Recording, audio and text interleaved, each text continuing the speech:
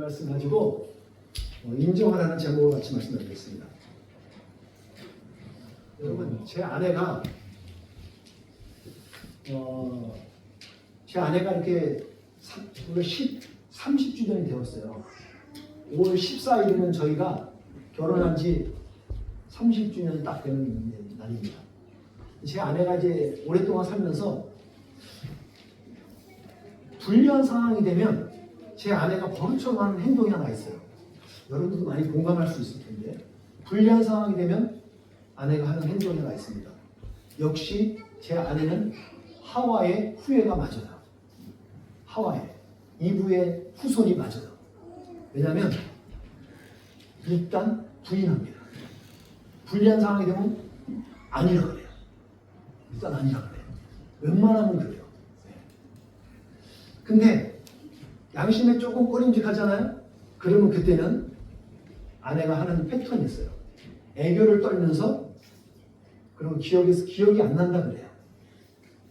그러면 제가 더 이상 할 말이 없어요. 기억이 안 난다는데 뭐라 그래요? 잊어먹었대요. 근데 그것도 연상인 여인이 애교를 떠는데 어떻게 거기다 대고 제가 뭘 더 이상 발언을 하겠어요. 그냥 싹 없던 일이 되거든요. 아내를 이길 수 있는 방법이 없어요. 그리고 여러분, 아내한테 지시는 게 지혜로운 거예요. 아내한테 이기시는 분들은 결코 지혜로우신 분이 아닙니다.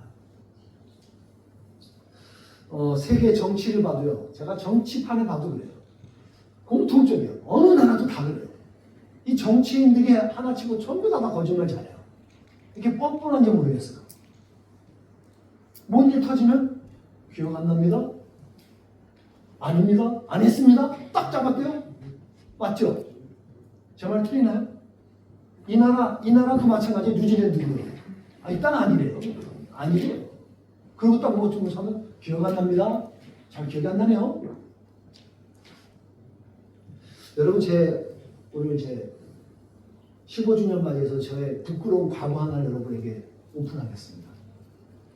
제가 고등학교 때 상당히 우등생에 속하지 않았습니다. 저는 우등생이 되지 못했습니다. 400명이 있는데 그 중에서 순위로 봤을 때 50순위 안에로 들어오는 사람이 있어요. 뭘로요? 파워로.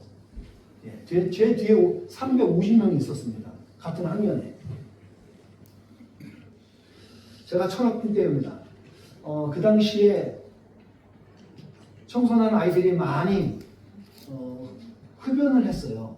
왜냐하면 마치 내가 너희들하고 달라라고 상징적으로 보여줬던 게 흡연이었던 것 같아요. 담배 많이 폈었죠. 그 고등학생들이. 근데 저도 마찬가지로 고등학교 올라가서 저도 담배를 피우게 되었습니다. 근데 여러분 아세요? 그 고등학생 중에서 막강 파워는요, 고2 때가 있어요. 고2는 뭘 모르는 거고, 고3은 이제 졸업하고 정신 차려야 되니까 고2 때가 가장 무서워요. 여러분, 고등학교 2학년은 건드리시면 안 돼요.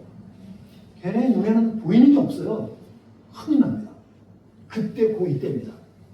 선생님들도 함부로 못 건드릴 때인데, 그 당시에 흡연을 하게 되는데 밥을 먹은 점심시간 이후에 담배를 피면 선생님들한테 쉽게 걸려요. 근데 언제 딱 피크 타임에 안 걸리냐면 수업 시작 5분 전에는 선생님들도 단속을 안 해요.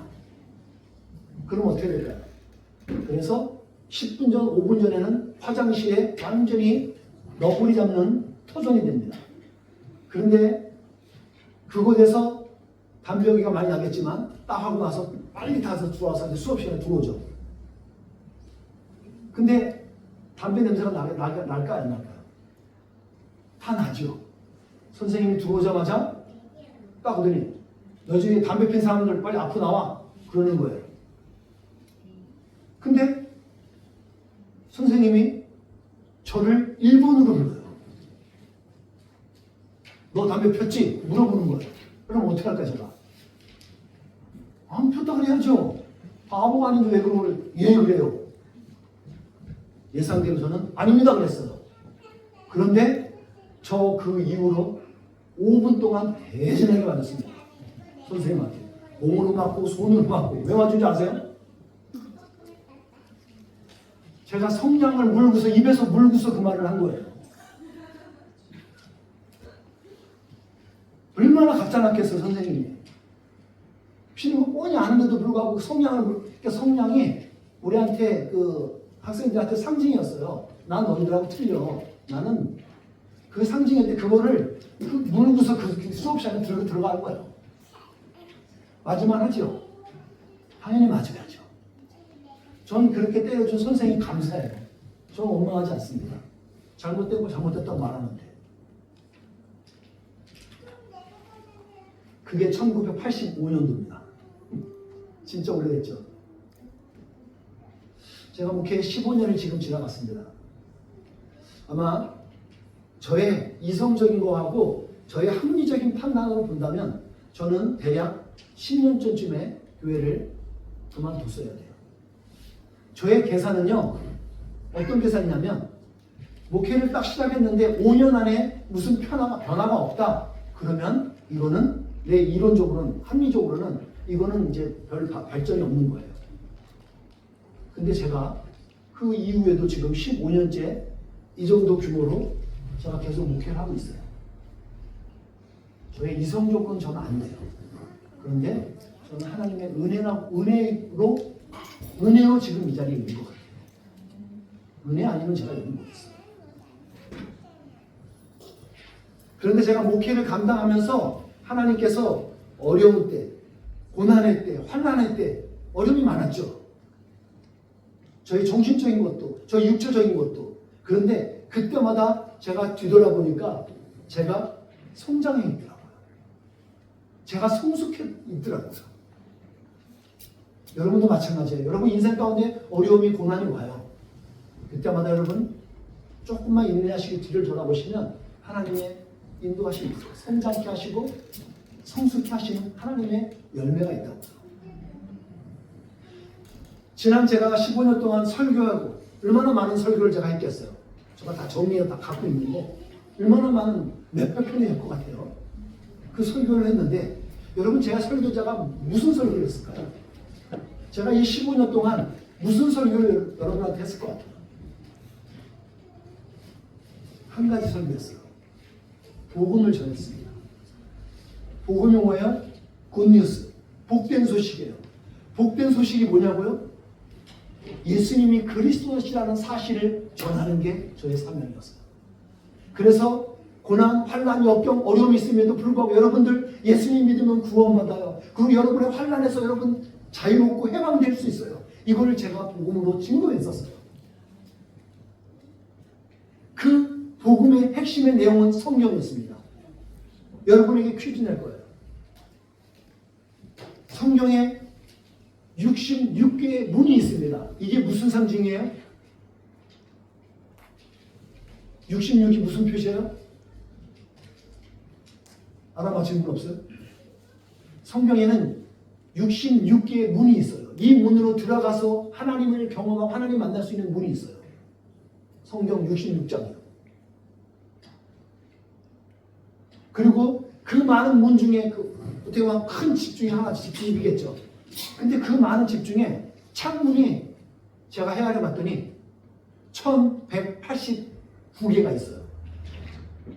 구약에 929개, 신약에 260개 창문이 있어요.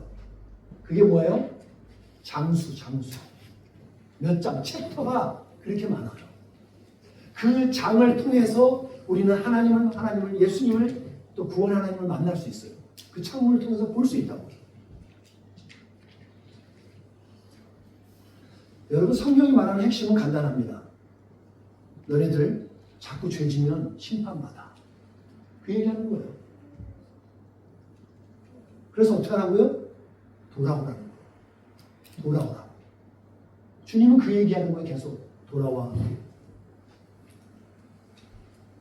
죄와 사망의 법. 이 세상은요. 죄와 사망의 법이 다스리는 곳이에요. 이곳에서 그 법에서 있지 말고 그곳에서 지금 해방하라고 말씀하는 거예요. 성경은 그 얘기예요. 그냥 계속 반복해요.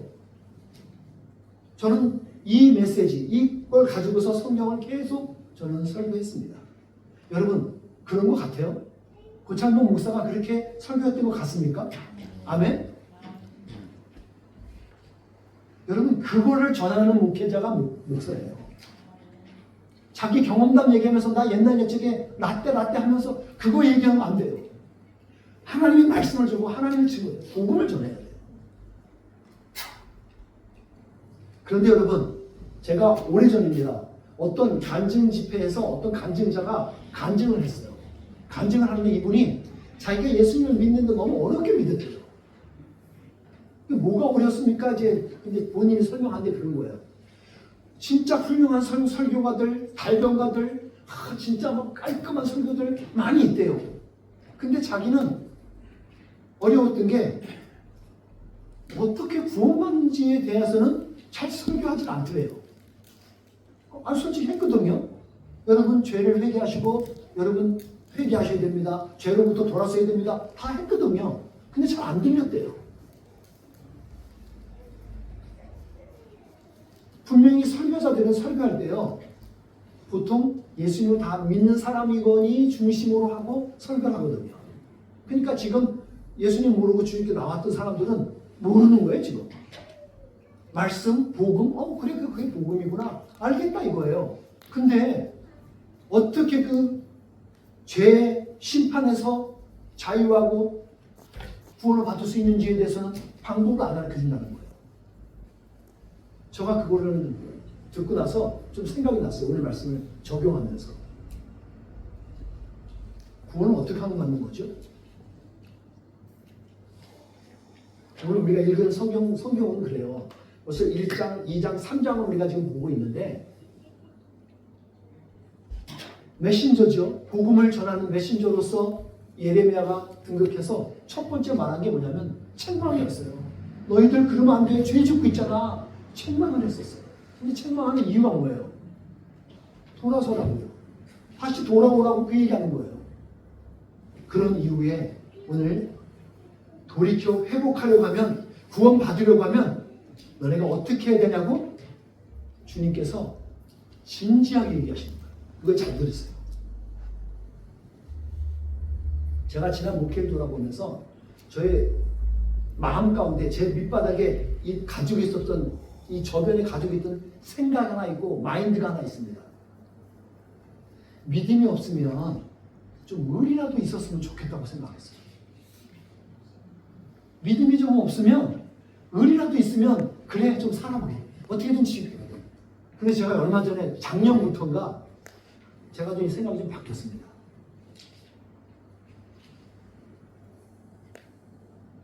믿음이 없어도 의리가 없어도 좀 사람이 진실했으면 좋겠어요. 왜냐고요? 믿음이 거짓말처럼 내가 믿는 것처럼 사는 사람이 있더라고요. 성도가. 나 믿어요. 그리고 연기하는 사람이 있더라고요. 난 그러니까 그 사람이 믿는 줄 아는 거예요. 그러니까 그냥 다른 거 준비하는 거예요. 복음을 난 전한다는 거죠. 근데 어떤 사람은 또 심지어는요. 위장된 의리가 있어요. 딱 봤다가 더 좋은 조건이 있으면 의리고 뭐고 딱 없어 그냥 없어져 버려요. 야 이것도 아닌 것 같아요. 근데 나는 예수님 안 믿거든요. 난 잘 지금 앞으로 안 믿을 건데 차라리 좀 진실한 사람이 나아요. 그러면 이분에게 맞는 말, 이분에게 맞는 설교 준비할 거 아니에요. 진실했으면 좋겠어요. 오늘 이스라엘 백성에게 오늘 남유다에 있는 사람들에게 예레미야 통해서 말하고 있는 거예요. 너네가 진실하지 못하다는 거예요. 저 북이스라엘보다도 더 못하다는 거예요. 너네는. 진실하지 못한 북이스라엘이 있는데 너네는 더 악하다는 거예요. 이제. 진실하지 못한 것도 답답한데 악한 사람이라고. 그럼에도 불구하고 오늘 성경에서는 하나님은 그러는 거예요. 하나님께서는 내가 노여움을 계속 품지 않을게. 죽을 때까지 품지 않을게 라고 얘기하시는 거예요. 오늘날 우리 교회 안에서도요. 적지 않은 사람들이 범하기 쉬운 게 바로 이런 모습이에요. 믿음이 있는 척합니다. 사람들 가운데 의리가 있는 척하는 것 같아요. 근데 여러분 하나님이 진짜 찾고 하나님이 귀하게 여기는 사람은요, 진실한 사람이에요. 진실한 사람. 전 진실한 사람이 고집센 것 같아도 그 사람들이 예수님을 믿기로 결정하잖아요. 그때는 아무도 못 바꿉니다. 오늘 하나님 앞에서 진실하지 못한 이스라엘 백성에게 예레미야가 말하는 거예요. 이스라엘 백성처럼 너네들이 지금 그렇게 진실하지 못해 라고 말하고 있는 거죠. 여러분, 죄로 인해서 심판 아래 있는, 그래서 구원받고 회복하려면 어떻게 해야 되느냐고요? 오늘 저는 이 제목을 잡았습니다. 제목이 뭐예요? 인정하는 겁니다. 13절에 보면 이렇게 말씀이 나와요. 너는 오직 내 죄를 인정하기만 하면 된다. 인정하라는 거예요. 여러분이 여러분의 죄를 인정하는 게 그렇게 쉽지 않더라고요. 내가 가진 죄를 인정하고 싶지 않아요. 인정하라는 말을 제가 좀 단어를 찾아봤어요. 그랬더니 액놀리지라는 말도 있지만 요 수고를 사용하는 것도 있어요. 이게 친숙하다는 거예요. 친숙한이라는 표현을 쓰게 되거든요. 어떤 부분에 대해서, 죄에 대해서 내가 친숙하다? 갖다 이제 도입을 시켜보십시오. 내가 그거에 대해서 인정합니다. 억울해하는 거예요. 그게 뭐냐면 경험적으로 내가 인정하는 거예요. 죄면 죄, 어떤 크라임, 그거에 대해서 내가 인정하는 거예요. 경험적으로 내가 아는 거예요. 여러분, 이게 마치 내 자신이 내 아내를 알듯이, 여러분 세상에서 내 아내를 나만큼 잘 알고 있는 사람이 누가 있어요? 세상에서 저를 누가 더 잘 알겠어요? 제 아내가 더 많이 알죠. 우리는 다 그래요. 그렇죠? 그것처럼 우리가 안다는 표현은 하나님에 대해서, 하나님을 안다는 표현도 그 의미이고, 내가 죄를 인정한다는 의미도 그런 의미를 갖고 있는 거예요. 그 야다의 의미를 갖고 있어요.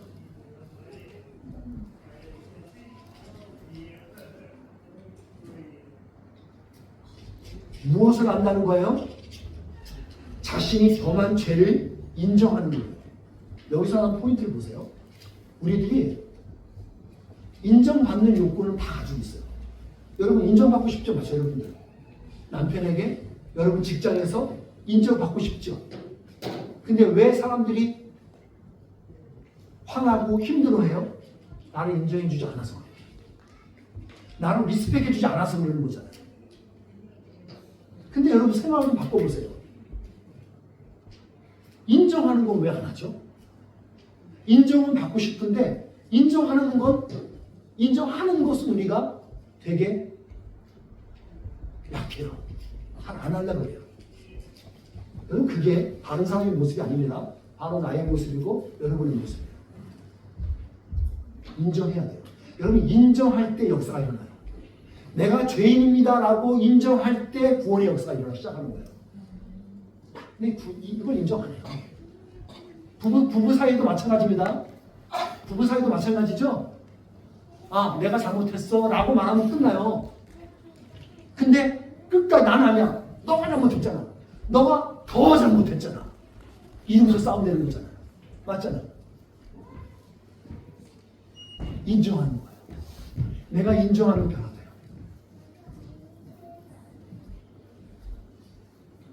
무엇을 인정하는 거냐면 여러분 두 가지를 인정하게 됩니다. 오늘 얘가 좀 빨리 맞춰질 건데 여호와 하나님을 배반했었다는 거예요. 10절에 나오는 거예요. 성경에 나오는 겁니다. 내가 여호와 하나님을 배반했었다는 것을 인정하는 거예요. 두 번째는요, 내가 헛된 우상을 숭배했었다는 거예요. 잘못된 우상을, 나를 지켜주지 못하고 나에게 아무것도 할 수 없는 우상 만들어갖고 준 그거 갖고 그다음에 워십하고 거기 따라갔던 거, 그 우상 숭배. 여러분 한번 다이렉트 얘기해 볼게요. 여러분들이 가지고 있는 여러분 돈이 여러분을 지켜줍니까? 여러분이 그렇게 자랑하고 여러분이 꽉 지켰던 집이 여러분을 꽉 지켜주는 것 같으세요? 여러분이 자랑하고 좋아하는 차들이 여러분 지켜주나요? 그렇지 않아요, 여러분. 그건 우리에게 편리함을 주는 것뿐이에요. 돈이 있으면 편리해요. 근데 돈이 많아도요, 여러분 그 돈이 여러분에게 행복을 주진 않아요. 그게 일종의 우상이란 말이에요. 그 헛된 우상을 쫓았다는 것을 인정하기만 하면 그때부터 구원이 시작된다는 거예요. 인정하는 거예요. 여러분 이 두 가지를 인정하지 않으면 사람이 어떻게 되냐면 하나님께 불순종하게 돼요. 하나님 말씀해 줘도 순종하지 않아요. 진실하지 못한 백성에게 주께 돌아오라고, 그러기 위해서는 너의 죄를 인정하라고 말하는 게 오늘 성경의 본문 말씀이에요. 여러분 더 이상 주의할 필요 없어요. 그래서 그러면 구원의 문이 열리고 회복의 길이 펼쳐지는 것은 어떻게 해야 될까? 그렇게 됐다는 걸, 여러분이 구원의 문이 열렸어, 내가 회복의 문이 활짝 열렸어, 이걸 여러분이 어떻게 알아챌 수 있어요? 어떻게 확인할 수 있어요? 그건 여러분에게 하나 나타나는 증상이 오늘 성경에서 말하는 게 여러분에게 올바른 지도자가 여러분에게 있다는 거예요. 여기서 말할 게 지도자라는 게 리더나 목사 그런 얘기는 아니에요. 여러분 그게 여러분의 배우자일 수도 있고 여러분의 어떤 선생님, 주위의 교우일 수도 있어요. 선배나 그런 부모님들이 여러분에게 지도자가 될 수 있어요. 리더가 될 수 있어요. 그래서 올바른 리더가 여러분에게 와요. 마치 천사를 보내주는 것처럼 여러분에게 옵니다. 그래서 올바른 길을 갈 수 있도록 해줘요. 그게 증거예요. 구원의 상징처럼 여러분에게 주어지는 거예요. 그들이 가진 지식과 지혜, 그들이 가진 깨달음을 가지고서 여러분에게 말해주거든요. 여러분은 들을 귀가 있기 때문에 들려줘요. 그게 증거예요. 구원받은 사람은 이게 들려요. 근데 구원받지 못한 사람 있잖아요. 설교가 지루해요. 안 들려요. 그리고 구원받은 사람에게 나타난 증거는 아련하지만 아직 불확실한 미래지만 그 미래에서 주어지는 그날이라는 날이 주어지게 돼요. 그래서 소망이 생겨요. 소망이 생긴다고요. 뭐 당장 주어진 문제 있죠. 우리 막 복잡한 뭐 관계들 이 모든 믹스업이 돼갖고 어려운 거지만 그 모든 것 가운데서도 회복되는 모습으로 번창한 모습들이 여러분에게 꿈을 비전이 보여지는 거예요. 나아갈 수 있게 되는 거예요. 그리고 마지막으로 여러분 회복의 날에 가장 선명한 것이 구체적으로 여러분에게 보여지는데 뭐냐면 남유다와 북이스라엘이 하나 되었던 것처럼 여러분에게도 하나 되어지는 역사가 있다는 거예요. 여러분 부부도 그렇고 교회도 그렇습니다. 관계도 그래요. 이게 하나님과의 관계가 클리어해지면 사람들 주위 사람들하고도 이 관계가 하나가 되는 거예요. 이해할 수 있고 포용할 수 있고 덮어줄 수 있게 돼요. 그런 역사가 증거가 있게 되는 거예요. 오늘 여러분이 가장 먼저 할 것은 뭐냐면 하나님 앞에서 먼저 진실해지기를 축복합니다. 하나님 앞에서 먼저 진실하세요. 다른 사람은 속일 수 있어도 하나님은 속일 수 없어요. 하나님 앞에 진실하기를 바랍니다. 그리고 교회와 성도 앞에서 진실하시길 바랍니다. 나아가서 가정에서 여러분의 연약함을, 여러분의 부족함을 인정하시길 바라요. 하나님 앞에 내가 부족합니다. 내가 죄인입니다. 라고 인정하잖아요. 그때부터 여러분 자유함을 누리십니다. 인정하십시오. 천국의 자유를 언제부터 누릴 수 있냐면 인정할 때부터. 여러분 아픈 게 있으세요? 사람들에게 말하시는 거예요. 내가 참 믿음이 연약합니다라고 말할 수 있는 용기, 이거 용기예요. 그러면 누군가 기도해 줄 거 아니에요. 근데 나는 가만히 있어. 해결되지 않아요, 여러분들. 나의 연약함을 오픈하시는 거예요. 매주 수요일 날 나와서 우리 지체들 나와서 그러잖아요. 기도 제목. 여러분 기도 제목 왜 하는데요? 여러분 연약함을 자랑하는 거예요? 아니에요. 나의 연약함을 오픈해서 하나님의 강하심을 의지하는 거예요. 그게 기도 제목이라고요. 그걸 내가 연약함을 인정하는 거라고요. 여러분 이 한 주간 동안 여러분의 연약함을 주님 앞에 인정함을 통해서 천국의 자유가 여러분의 가운데 삶 가운데 누려지는 역사가 있기를 축복합니다. 기도하겠습니다.